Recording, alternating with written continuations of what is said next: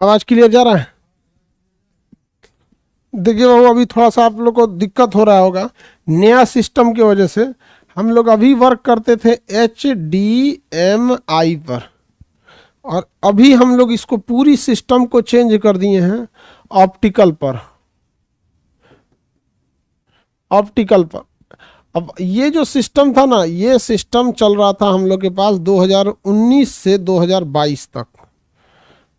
ये सिस्टम को completely optical पे शिफ्ट कर दिया गया, क्योंकि अभी ये एडवांस टेक्नोलॉजी है। अभी ससुरा एडवांस को भी ना एक आध दिन लगता है उसको हैंड टू होने में, इस वजह से दिक्कत आ जा रहा है, बार बार फ्लक्चुएट हो जा रहा होगा।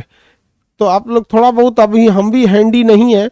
जिस चीज़ को 4 साल से चला रहे थे HDMI को, उसको ऑप्टिकल पे अचानक शिफ्ट होने में थोड़ा सा हमको भी एक आध दिन टाइम लग जाएगा। जितने लोग, कई लोगों का नेटवर्क फ्लक्चुएट हो रहा होगा, तो आप लोग क्लासवा, सेम क्लासवा को, रतिया को देख लीजिएगा तो दिक्कत नहीं होगा। और अगर एकदम अभी देखिएगा तो थोड़ा बहुत फ्लक्चुएट होगा। तो जिन लोग को तो सा बीख ज़्यादा होता है, वो लोग इसी क्लास को रात को देख लीजिएगा, रात में भी दिख जाएगा। ठीक है, सेम क्लास को। अभी के वक्त में ना थोड़ा, क्योंकि हम भी इस पे पूरी तरह से हैंडी नहीं है, हमरे से थोड़ा नहीं समझ में आ रहा है कहाँ कहाँ है। एक आध टाइम लगेगा, एक आध क्लास में सही हो जाएगा। ठीक है, देखिए पारसी धर्म के बारे में बता रहे थे। पारसी धर्म जो है वो आपका ईरान से बेसिकली फैला हुआ था। हम आपको बता दिए, जेंदावेस्ता पुस्तक का नाम है। पारसी धर्म कहाँ से फैला? ईरान से। पुस्तक का नाम जेंदावेस्ता। प्रमुख प्रवर्तक जरथ्रुस्ट। पूजा किस चीज की? अग्नि की पूजा। सबसे प्रमुख त्यौहार कौन सा? नौरोज। त्यौहार कौन सा? नौरोज। नौरोज त्यौहार। पारसी लोग का सबसे प्रमुख त्यौहार कौन सा है? नौरोज त्यौहार। त्यौहार नौरोज। जरथ्रुस्ट,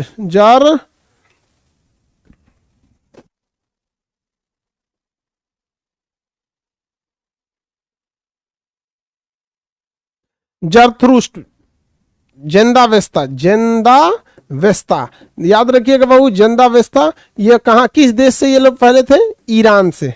किसे? ईरान। ईरान से देखे थे यहाँ पे। अक्सर इन लोग के नाम में ईरानी वगैरह लगता है। एक एक्ट्रेस है कोई, शायद बमन ईरानी की, कौन वहाँ पे। इनकी पूजा किसी चीज़ की होती है भैया? अग्नि की। अग्नि की पूजा। सबसे प्रमुख त्यौहार नौरोज। ये NDA में क्वेश्चन पूछा था कि नौरोज त्यौहार किसका है, तो नौरोज त्यौहार पारसी लोगों का है। देखिए पारसियों में एक चीज़ होती है कि ये लोग दान बहुत ज़्यादा देते हैं। दान बहुत ज़्यादा देते हैं। भारत के कुछ ऐसे पारसी, बहुत कम है पारसी, 1000 में गिनती इनका, लाख में भी नहीं है। सबसे छोटी माइनॉरिटी है पारसी, है सबसे खुश रहते हैं। आप देखते होंगे ये लोग सफ़ेद रंग की टोपी, सफ़ेद कपड़ा पहनते हैं। धमाल मूवी में देखे होंगे ना, वो आशा रानी जो बना रहता है, जिसकी कार रहती है मोरेडिक्रो, तो पारसी का रोल निभाते हैं। ये लोग काफ़ी खुश रहते हैं, पारसी धर्म के लोग यहाँ पर काफ़ी, वो लोग मतलब आपस में अच्छे से रहते हैं लोग। भारत के कई ऐसे पारसी, जिसमें सबसे प्रमुख नाम टाटा ग्रुप का है। टाटा ग्रुप, आप समझिए भारत में टाटा ग्रुप कितना महत्वपूर्ण है। नमक से हवाई जहाज तक लेके Tata consultancy, Tata steel, Tata Motors, दुनिया में इतना नाम है टाटा का। भारत में एक बहुत बड़ी हस्ती रखती है टाटा कंपनी, पारसी है। आप देखिए ये आपका वाडिया ग्रुप, बहुत बड़ी हाउसिंग कंपनी है, वो भी आपकी टाटा पारसी धर्म से आती है। होमी जहांगीर भाभा परमाणु वैज्ञानिक थे, वो भी पारसी धर्म से रिलेट करते थे। सोनिया गांधी जो थी, उनके हस्बैंड का नाम क्या था? फिरोज गांधी, वो भी पारसी धर्म से रिलेट आते थे। हमारे पहले फील्ड मार्शल जो थे, जिन्होंने 1971 की लड़ाई में बांग्लादेश को धो दिया, पाकिस्तान के 2 टुकड़े कर दिए, उनका नाम क्या था भाई? उनका नाम था सैम हारमूस जी, प्रेम जी, जमशेद जी, मानिक शाह, जिन्हें हम लोग शॉर्टकट में मानिक शाह कहते हैं। तो वो भी पारसी धर्म से थे। पारसी धर्म को लेकर देखिएगा, उनमें लास्ट में शाह लगा रहता है। जैसे जमशेद जी टाटा, जी शाह नहीं, जी लगा रहेगा। जमशेद जी टाटा, तो उसमें जी लगा रहेगा। तो ये लोग काफ़ी मतलब, दादा भाई नौरोजी, दादा भाई नौरोजी स्वतंत्रता सेनानी। तो ये काफ़ी शांति प्रिय धर्म है। यहाँ पे ये चीज़ याद रखिएगा कि इनमें प्रमुख त्यौहार क्या है? आपका नौरोज। अब पुस्तक याद रखिएगा, जेंदावेस्ता का संबंध किससे? पारसी धर्म से। किसी को कोई दिक्कत नहीं है पारसी धर्म वाले में? सर फ्लक्चुएट कर रहा है बाबू, हम क्या कर रहे हैं, आपको थोड़ा सा फ्लक्चुएट करेगा। अदरवाइज में अगर आपको विदाउट फ्लक्चुएशन चाहिए तो सेम क्लास को रात में देख लीजिएगा। अब जैसे मान के चलिए फिजिक्स है, आपको फ्लक्चुएशन नहीं चाहिए तो आप बस उसको क्या कर लीजिएगा, रात में देख लीजिएगा। हम इसीलिए ना 1 हफ्ता कहे हैं कि सबको हम वेट एंड वॉच कीजिए, ताकि हम भी HDMI से ऑप्टिकल तक आने में हम भी थोड़ा यूज टू हो जाए। कोई भी टेक्नोलॉजी चेंज हो जाती है तो उस समय थोड़ा बहुत चेंजिंग जरूर आता है, आदमी उसको एडॉप्ट करने में आगे बढ़ जाए। यहूदी धर्म के बारे में भी बता दिए थे। यहूदियों का पूजा स्थल क्या कहलाता है? सिनेगाग। यहूदियों का पूजा स्थल सिनेगाग कहलाता है। जेरूसलम प्रमुख केंद्र है इनका। इजराइल एकमात्र यहूदी देश है, सबसे प्राचीनतम देशों में आता है। यहाँ पर इनमें भाषा कौन सी थी भाई? इनकी भाषा जो है वो हिब्रू भाषा है। तौरेत यानी टौरा इनका प्रमुख पुस्तक है। इस्लाम धर्म में देखिएगा तो भारत में इस्लाम 712 ईस्वी में मोहम्मद बिन कासिम के समय से फैला, लेकिन इसका मतलब ये नहीं कि इस्लाम 712 में था, इस्लाम उससे पहले था। देखिए इस्लाम धर्म जो है उसमें एक ईश्वरवाद की व्यवस्था है, एक ईश्वरवाद की व्यवस्था हम आपको पढ़ा दिए थे इब्राहिमिक रिलीजन में। एक ही ईश्वर है। ईश्वर का संदेश यानी पैगाम पहुंचाने वाले को पैगंबर कहा जाता है। लगभग 1.25 लाख पैगंबर में आखिरी पैगंबर जो थे वो मोहम्मद साहब थे। आखिरी पैगंबर वही थे। उनका जन्म कहाँ हुआ था? मक्का में हुआ था। उनका जन्म कहाँ हुआ? मक्का में हुआ। मक्का में किसका जन्म हुआ? मक्का एक शहर है अब सऊदी अरब का। दूसरा एक शहर है जिसका नाम है मदीना। तो दो प्रमुख शहर हैं, मक्का और मदीना। ये कहाँ पर है? अरब में। ये इस्लामिक धर्म में ये दो सबसे पवित्र स्थल रखते हैं। हज करने लोग जाते हैं, कहाँ जाते हैं? मक्का में जाते हैं, और फिर वहाँ से ही कहाँ जाते हैं? मदीना में। हालांकि हज कंप्लीट कहाँ होता है? यहाँ पे हज एक लंबा प्रोसेस होता है, वो एक आगे समझेंगे यहाँ पर। हजरत जो मोहम्मद साहब थे वो आखिरी पैगंबर थे। हजरत मोहम्मद साहब क्या थे? आखिरी पैगंबर थे। इन्हें गारे हीरा एक गुफा थी जहाँ पर जिब्राइल नाम के एक देवदूत जो थे इन्हें सबसे पहले संदेश लेकर आए थे, जहां इन्हें ज्ञान की प्राप्ति हो गई।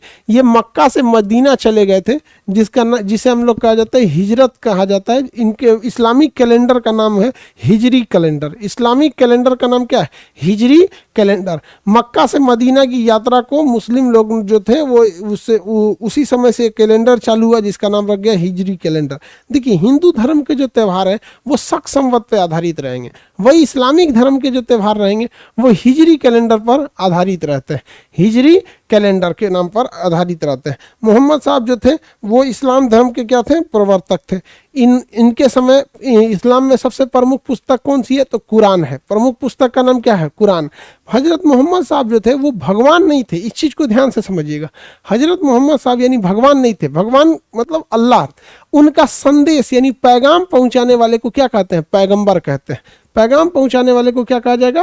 पैगंबर कहा जाएगा। तो हजरत मोहम्मद साहब के बाद इस्लाम धर्म की बागडोर खलीफाओं के हाथ में आनी थी, यानी जो इस्लाम धर्म के बहुत बड़े जानकार होते थे उन्हें क्या कहा गया? खलीफा। क्वेश्चन पूछेगा खलीफा का संबंध किससे है?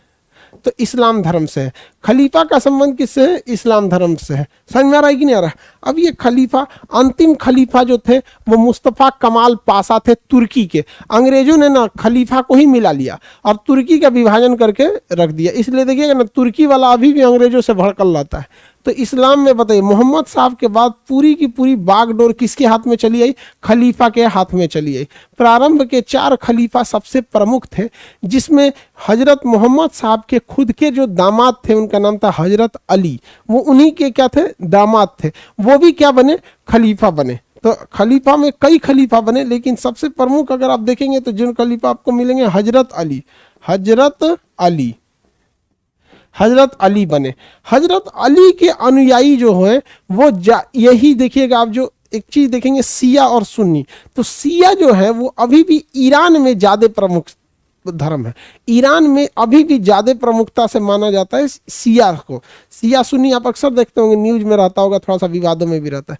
तो सिया जो लोग हैं वो हजरत अली के मतलब उपदेशों के हिसाब से बहुत आगे बढ़े थे। यहाँ पर हजरत अली जो थे, बताइए हजरत अली किसके दामाद थे? मोहम्मद साहब के। हजरत अली किसके दामाद थे? मोहम्मद साहब के। मोहम्मद साहब स्वयं भगवान नहीं थे, बल्कि वो क्या थे? पैगंबर यानी संदेश वाहक थे। संदेश वाहक। अब हम यहाँ आपको हायरार्की में समझा देते हैं। इस्लाम में सबसे बड़ा किसे रखा गया है? अल्लाह को। इस्लाम में सबसे बड़ा किसे रखा गया? अल्लाह को। यानी यहाँ पर एक ईश्वरवाद है। इनके संदेश पहुंचाने वाले 1.25 लाख पैगंबर में कौन थे भाई? मोहम्मद साहब। इनके दामाद का नाम बताइए? हजरत अली। हजरत अली। बताइए सिया जो होते हैं वो किसके उपदेशों को मतलब तरजीह देते हैं? हजरत अली के उपदेशों को सिया लोग। समझ में आ गया? ये क्या थे? साथ ही साथ दामाद तो थे ही मोहम्मद साहब के, और ये क्या थे? खलीफा भी थे। क्या थे? खलीफा। खलीफा का संबंध किस धर्म से? इस्लाम धर्म से। अब यहाँ पे ही एक कहानी में ट्विस्ट आ जाती है। देखिए ट्विस्ट कब आती है, सीरिया का एक राजा था। इस्लाम में कहा गया है कि राजतंत्र मतलब नहीं रखता है, इस्लामिक हिसाब से लोकतंत्र की बात कही गई है। तो जो खलीफा का पद होगा, इस्लामिक धर्म के हिसाब से जो खलीफा का पद होगा, वो सारे लोगों से पूछ कर मशवरा कर कर लाया जाएगा कि कौन खलीफा बनेगा, कौन खलीफा नहीं बनेगा। ऐसा नहीं कि वो मुंह उठाया कह दिए कि हम ही खलीफा रहे, नहीं हो सकते हैं इसके लिए। तो ये सऊदी अरब में ये सारी चीज़ें चल रही थी। मक्का सऊदी अरब में, सऊदी अरब के दो प्रमुख शहर आपको भी पता है, मक्का और दूसरा मदीना। मक्का और मदीना दो प्रमुख शहर कहाँ पर है, सऊदी अरबिया में। सऊदी अरबिया में, साउथ अफ्रीका मत समझ जाना शॉर्टकट में। तो अल्लाह के पैगंबर जो थे, पैगाम पहुंचाने वाले कौन थे, मोहम्मद साहब थे। हजरत अली उनके दामाद थे। इनके उपदेशों को सिया धर्म, सिया संप्रदाय के लोग ज़्यादा तरजीह देते हैं। यहाँ पे खलीफा भी थे यहाँ पर। अब दिक्कत ये हुआ कि ससुरा एक देश था सीरिया, सऊदी अरब के ऊपर में एक देश है सीरिया। अभी देखते होंगे सीरिया पूरी तरह से तबाह हो गया। वहाँ पे ISIS के आतंकवादी आए हैं। उन आतंकवादियों से ज़्यादा क्षति पहुँचाया है वहाँ पे रूस और अमेरिका ने। आप देखिए यूक्रेन में कौन से आतंकवादी घुसे हैं, कोई नहीं ना। रूस ने क्या हाल कर दिया उसका। तो ये रूस और अमेरिका जहाँ जाते हैं ससुरा रद्द करके रख देते हैं सब। इसलिए इन सब का बहुत गड़बड़ चीज़ है। अब सीरिया हम लोग समझते हैं, सीरिया आप लोग नक्शा में देखेंगे, हम आपको नक्शा में दिखा देते हैं। सीरिया, सीरिया की राजधानी कितने लोग बता सकते हैं, दमिश्कस। सीरिया की राजधानी क्या है, दमिश्कस। सीरिया का मैप, सीरिया के अभी बता सकते हैं डिक्टेटर तानाशाह वहां कौन है, सीरिया का तानाशाह कौन है भाई, नहीं बता सकते हैं। अरे बाबू नहीं बता सकते हैं, बशर अल असद। एशिया का मैप देखेंगे तब मिलेगा। मिडिल ईस्ट, मिडिल ईस्ट का जो मैप है वो मिलेगा। बाबू सर फ्लक्चुएट हो रहा है, बाबू देखो हम आपको कितनी बार करें, अगर आपका फ्लक्चुएट हो रहा है सेम क्लास को रात में देखिए, क्योंकि अभी हमारा हाथ सेट नहीं हुआ इस पर। जब हाथ सेट हो जाता है तो थोड़ा सा इजी हो जाता है हमें भी बताना।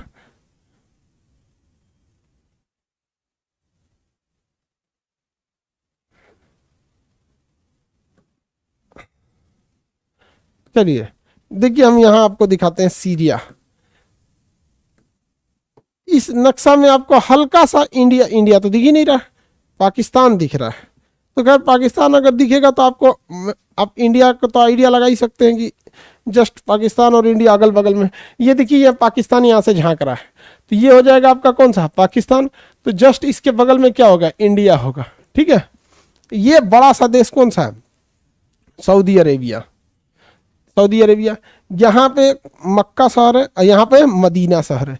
हज करने लोग कहाँ जाते हैं, मक्का शहर में जाते हैं। कहाँ जाते हैं, मक्का शहर में। यहाँ पे काबातुल्ला है, यहाँ पर बहुत, मदीना में एक बहुत बड़ी मस्जिद है जिसे मस्जिद नबी कहते हैं, उसका गुंबद हरे रंग का है। तो ये मक्का मदीना है। तो यहाँ पर मोहम्मद साहब के बाद पूरा पावर किसके हाथ में है, खलीफा के पास में। और खलीफा हजरत अली थे। हजरत अली जो थे, यहाँ देखिए ध्यान से, हजरत अली के दो लड़के, इमाम हसन, इमाम हसन और इमाम हुसैन। आप ये दो नाम अक्सर सुने होंगे, इमाम हसन और इमाम हुसैन।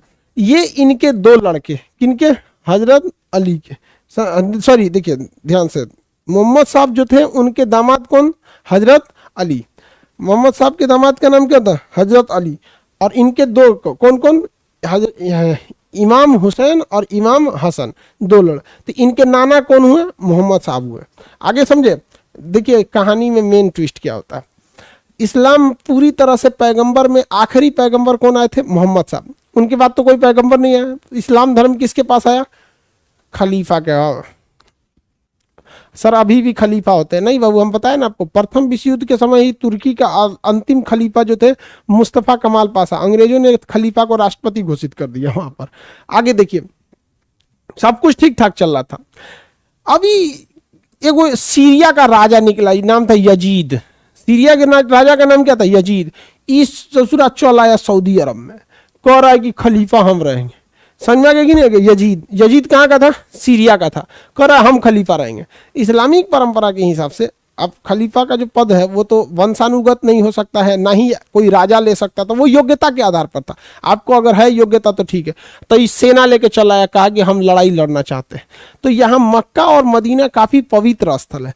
तो मक्का और मदीना में दो लोग उस समय जिनके हाथ में था, कौन कौन थे भाई?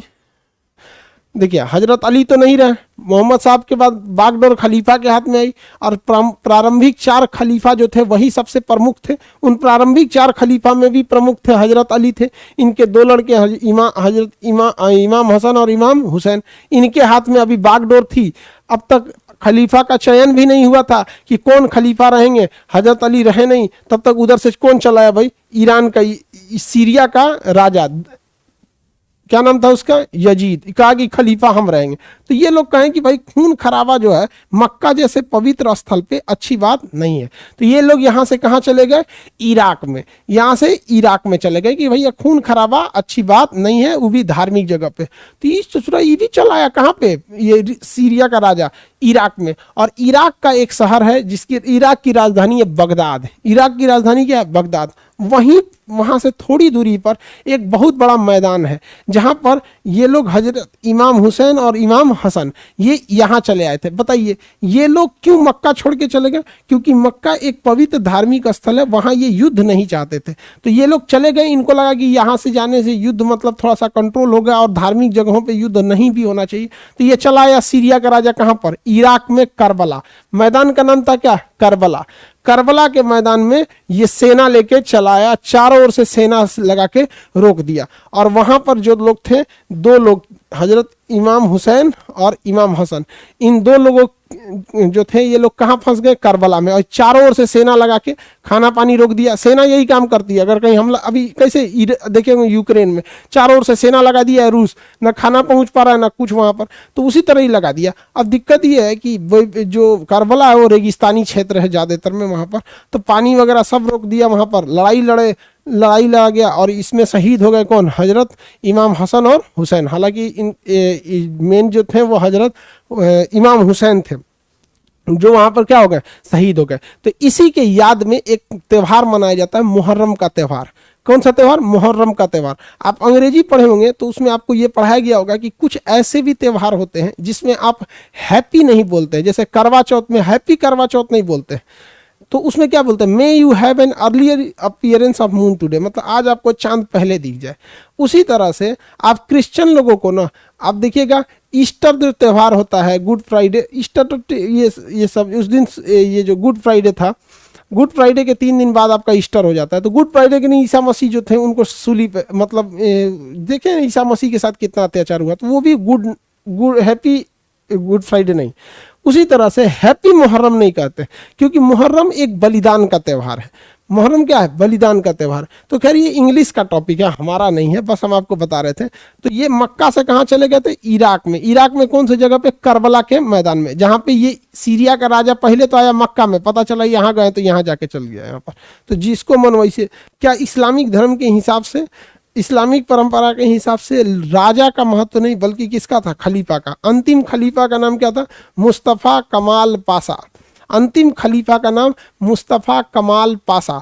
कहाँ के? तो तुर्की के। कहाँ के? तुर्की के। अंग्रेजों ने तुर्की का विभाजन किया, खलीफा के पद को समाप्त करके कहा कि खलीफा की जगह पे अब क्या रहेगा? राष्ट्रपति रहेगा। क्या रहेगा? राष्ट्रपति रहेगा। आप बताइए इस्लामिक धर्म में क्या बहु ईश्वरवाद है या एक ईश्वरवाद है? एक ईश्वरवाद है। इस्लामिक धर्म में ईसा पैगंबर शब्द पैगंबर शब्द का अर्थ क्या होता है भाई? पैगाम मतलब संदेश पहुंचाने वाला। पैगाम नहीं कहते हैं, पैगाम पहुंचा देना मतलब संदेश पहुंचा देना, उन्हीं को क्या कहा जाता है? पैगंबर कहा जाता। संदेश पहुंचाने वाला है, वही क्या कहते हैं? पैगंबर कहा जाता।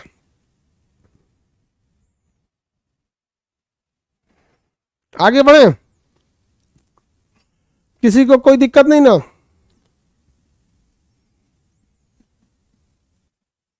किसी को कोई दिक्कत? आगे बढ़े। अब खलीफा का पद समाप्त हो गया था प्रथम विश्व युद्ध के समय। अब एक चीज और ध्यान से देखिए, बताइए इस्लामिक धर्म के हिसाब से सबसे प्रमुख दो प्रमुख स्थल बताइए, मक्का और मदीना। सबसे प्रमुख स्थल कौन थे? मक्का और मदीना। यहाँ पर है मक्का और मदीना। अब यहाँ ध्यान दीजिएगा, ये है इंडिया, ये क्या है? इंडिया। इंडिया के लोग नमाज पढ़ते हैं ना तो मुंह इधर ही करके पढ़ते हैं। किधर पढ़ते हैं? इधर। और अगर मान के चलिए तुर्की का पढ़ना होगा तो वो इधर करके पढ़ता होगा, मिस्र वालों को पढ़ना होता होगा तो इधर मुंह करके पढ़ता होगा, अगर इथोपिया वाले को पढ़ना होता तो इधर मुंह करके पढ़ता होगा। यानी जो मुस्लिम लोग होते हैं वो मक्का में जो काबातुल्ला है, काबा जो है, वहीं पे उधर ही की ओर मुंह करके वो क्या करते हैं? नमाज पढ़ते हैं। इस्लामिक धर्म में 5 अनिवार्य बातों को कहा गया है, 5 बातों को मतलब अनिवार्य रूप से मानने के लिए कहा गया है। कौन कौन सी 5 बात भैया? तो एक है कुर्बानी। आप देखिएगा बकरीद का त्यौहार आ रहा है, बकरे को कहा जाता है कि अपने मतलब बेटा की तरह पाल के उसको कुर्बानी दिया जाता है। तो अक्सर देखते हैं कुर्बानी शब्द थोड़ा आपको मतलब उतना नहीं सुना हुआ है तो बलि समझते हैं। कैसे हम लोग विजयदशमी के दिन, नवरात्रि में होता है ना, दशमी के दिन बलि देते हैं, या फिर अक्सर देखिएगा कभी कभी कोई बलि दिया जाता है, कभी बड़ी इमारत या फिर देखिएगा पुल वगैरह बनता है ना तो बकरा वकरा का बलि देते हैं। प्राचीन काल में, अब बहुत प्राचीन काल में बलि व्यवस्था, वही चीज को कुर्बानी, जिसे बलि कहा जाता है और उर्दू में उसी को क्या कहा जाता है? कुर्बानी। तो बकरीद के समय एक सबसे प्रमुख आपको है कि बकरीद करना है, लेकिन ये सब नहीं कर सकते। जिसके पास पैसे से संपन्न है वही बकरा रख सकता है, ये नहीं कि घर में खाए को नहीं है बकरीद मना रहे हैं। दूसरा 5 वक्त का नमाज, 5 वक्त का नमाज पढ़ना अनिवार्य है मुसलमानों के लिए। 5 वक्त का क्या है? नमाज पढ़ना अनिवार्य है। सुबह में 4 बजे, फिर दोपहर में 1 बजे, फिर शाम 4 बजे, फिर जब सूरज ढलने वाला होता है 7 बजे, फिर रात को 9 बजे। अब ये मौसम के हिसाब से भी बदल जाता है, क्योंकि सूरज के ढलने निकलने का टाइमिंग मौसम के हिसाब से बदल जाता है। आप ठंडी के दिन में देखिएगा तो सवेरे 6 बजे भोर होता है, तो जो अभी गर्मी के दिन में 4 बजे सुबह में नमाज पढ़ते हैं लोग, 4:30 बजे, 4 बजे, वो ठंडी के दिन में कितने बजे पढ़ेंगे लोग? 6 बजे। तो मौसम भी डिपेंड करता है इस सब चीज़ पे। अब ये धार्मिक चीज़ें हैं, इस चीज़ लिए आप थोड़ा सा इस चीज़ को समझिएगा कि हम धार्मिक बातें नहीं पढ़ा रहे हैं, ये इतिहास का हिस्सा इसलिए हम पढ़ा रहे हैं, क्वेश्चन पूछेगा। ठीक है, आगे बढ़ते। 5 वक्त का नमाज था।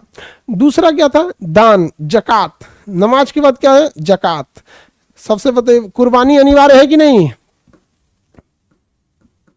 कुर्बानी, नमाज, उसके बाद जकात। जकात, जकात मतलब है इस्लामिक धर्म के हिसाब से हर मुसलमान को अपनी कमाई का कुछ हिस्सा गरीबों में दान करना होता है। अगर वह दान नहीं करता है तो इस्लामिक हिसाब से उसकी कमाई ब्लैक मनी है। जैसे आप अपनी कमाई का कुछ हिस्सा सरकार को इनकम टैक्स के रूप में देते हैं। अगर आप जी जान लगा के मेहनत से कमाइए लेकिन सरकार को टैक्स नहीं देंगे तो आपको कहा जाएगा कि आप ब्लैक मनी रखे हैं। उसी तरह इस्लामिक परंपरा के हिसाब से आपको अपनी कुल कमाई का एक हिस्सा गरीबों में दान करना होता है। अगर नहीं करेंगे तो इस्लामिक परंपरा के हिसाब से आप ब्लैक मनी यानी जायज पैसा नहीं है। तो जकात इस्लाम का बहुत बड़ा परंपरा है, ये देना चाहिए। अब लोग देते हैं, कुछ लोग देते भी हैं, कुछ लोग नहीं भी देते हैं। अब 100% आप किसी भी धर्म को नहीं कह सकते कि मानता है कि नहीं। यानी रोजा, रोजा यानी उपवास, रमजान के महीने में 30 दिन तक उपवास रखना होता है। यह उपवास जो होता है जब तक सूरज की रोशनी रहती है ना खाना खा सकते हैं ना पानी पी सकते हैं, यानी सिंपल भाषा में निर्जला व्रत रखना होता है। निर्जला व्रत कितने महीने तक? 1 महीने तक। बस कब खा सकते हैं? जब सूरज ढलेगा तब, और फिर अन्न छोड़ देना है आपको सुबह में 3:30-4 बजे तक ही, जैसे सूरज निकलने से पहले ही वहाँ पर। तो इसमें व्रत में ना, निर्जला व्रत में आप देखिएगा बिहार में छठ का त्यौहार होता है निर्जला में, तो या फिर जो भी जीवतिया होता है, तीज होता है, तो निर्जला व्रत जितने होते हैं ना उसमें खाने को दिक्कत नहीं है, लेकिन जो प्यास लगती है ना यही कंट्रोल नहीं होता है। तो धर्म चीज है, धार्मिक चीज है, अपनी आस्था जुड़ी हुई है। तो सारे धर्मों में देखिएगा ना उपवास जैसी व्यवस्थाएं हैं। तो यहाँ पर है रोजा रखना है। कितने रोजा होता है भाई? 30। अब आप स्वस्थ हैं तो आपको 30 रोजा रखना ही पड़ेगा, लेकिन ऐसा नहीं है कि आप मतलब ये भी, इस पे भी मतलब कई तरह की छूट है। अब जैसे कोई गर्भवती महिला है, अब बेचारी अगर वो 30 दिन का रोजा रहने लगे तो उसको बहुत दिक्कत हो जाएगा। तो ऐसा नहीं है कि आप आदेश है यहाँ पे, अब अपना भी दिमाग लगाना होता है। कोई मरीज है, बीमार है, वो नहीं रह सकता। कोई सपोज कीजिए बॉर्डर पे फौजी है, उसके वजह पूरी लड़ाई लड़ना है, तो उस सब में थोड़ा सा आदमी देखता है। रहना है तो रह सकता है, कोई मना नहीं है उसको, लेकिन ऐसा नहीं है कि ना एकदम रहबे ही करेंगे, मर रहे हैं एकदम, वहां पे नहीं। अब आप हट्टे कट्टे हैं तो रहना चाहिए, ठीक है। अब इसके बाद पांचवा आता है हज। क्या आता है? हज यात्रा। अभी 5 लाख खर्चा होता है हज यात्रा। हज यात्रा कहाँ होती है? मक्का में कि मदीना में? देखिए कोई भी हज करने जाता है ना, मदीना देखता ही देखता है, लेकिन हज जो कंप्लीट होता है वो कहाँ होता है? मक्का में। कहाँ पर? मक्का में। देखिए यहां है मदीना और यहां है मक्का, ये मदीना और ये मक्का। हज कहाँ पे होता है? मक्का में होता है। कई परंपरा है हज में, कई स्टेप है हज के वहां पे, और यहाँ मदीना है। ये जगह कौन सा है? मदीना। तो हज यात्रा भी बहुत अनिवार्य है इस्लामिक धर्म से। तो इस्लाम धर्म के 5 सबसे प्रमुख चीज़ें को समझ में आ गया कि नहीं आ गया? किसी को दिक्कत नहीं है? इस्लाम धर्म के 5 प्रमुख चीज़ें समझ में आ गया? कुर्बानी, नमाज, जक़ात, जक़ात मतलब गरीबों को दान देना, रोज़ा रखना और हज करना। किसी को कोई दिक्कत नहीं? और बहुत ये तो है चीज़ें आपको करनी है, ये चीज़ें करनी है। और बहुत सारी चीज़ें इस्लाम में नहीं करना है, जैसे झूठ नहीं बोलना है। कोई व्यक्ति नहीं है और उसके उपस्थिति में, यानी वो नहीं है उसकी अनुपस्थिति में, उर्दू में कहते हैं गैर हाजिरी में, उसकी शिकायत नहीं करना है। इसे इस्लामिक भाषा में या उर्दू भाषा में क्या कहते हैं? गीबत कहते हैं, या किसी के मतलब पीठ पीछे उसकी शिकायत करना, चुगली, ये सब चीज़ें नहीं कर सकते। तो ये हम 5 चीज़ें बताए हैं जो करना होता है। कुर्बानी देनी होती है, नमाज पढ़ना होता है, जक़ात देना होता है, रोज़ा, और ये चीज़ होती है। बाकी चीज़ें अब झूठ बोले तो कौन कह सकता है भैया, उसका अपना मतलब, ठीक है। शराब पीने पे बैन लगा होता है, शराब नहीं पीना चाहिए। लेकिन अगर किसी को शराब की लत लग गई है तो दिमाग से उतार दीजिए बाबू कि वो आपकी धर्म की बातों को सुनेगा। वह बेचारा अपने परिवार को भी नहीं रहता है, बेचारा क्या कीजिएगा, शराब पी लेगा ना, तो ना उसको बाल बच्चे दिखेंगे, ना समाज दिखेगा, ना धर्म दिखेगा। तो ये सारी चीज़ें जो है वो मना है, हर धर्मों में है, लेकिन अब नहीं माने तो कोई उसकी अलग बात। समझ में आएगी ना? आ गया? तो ये रिलीजियस टॉपिक खत्म हुआ। अब हम लोग देखेंगे कौन सा चीज़? महाजनपद का टॉपिक। थोड़ा बहुत देखो बाबू, प्रॉब्लम इसलिए आ रही है ना कि हम लोग HDMI छोड़ के शिफ्ट हो गए हैं ऑप्टिकल पर। ऑप्टिकल अभी का सबसे एडवांस पैटर्न है, ठीक है। लेकिन इसको यूज टू होने में एक आध क्लास हम ले लेंगे तो हम भी यूज टू हो जाएंगे, थोड़ा सा हमारे भी हाथ बैठ जाएगा। इस वजह से थोड़ा क्लास फ्लक्चुएट हो जाता, फंस जाता होगा, हमको दबाना चाहिए, कौन सा बटन दबा दे रहे हैं, कौन बटन। तो आप में भी लोग समझते हैं बच्चे, लेकिन आप में भी कुछ कुछ है सब पड़ोसी वाला नहीं समझता है। हम फीस दिए तो सर को खरीद लिए हैं। समझ में आ गया कि नहीं आ गया? अरे बाबू आप समझिए, ये आप ही के लिए है। ऑप्टिकल एक बार लग जाएगा, कोई भी नई चीज़ एक बार, आप मोबाइल फ़ोन को छोड़ के, टेलीफोन को छोड़ के मोबाइल में आए थे तो प्रॉब्लम हुआ था ना, उसी तरह होगा इसमें, लेकिन आराम आप ही लोग को हो जाएगा, ठीक है। अब नेक्स्ट क्लास को कल समझाएंगे, अभी इतना ही। अब इसके बाद फिजिक्स देखते हैं, ठीक है।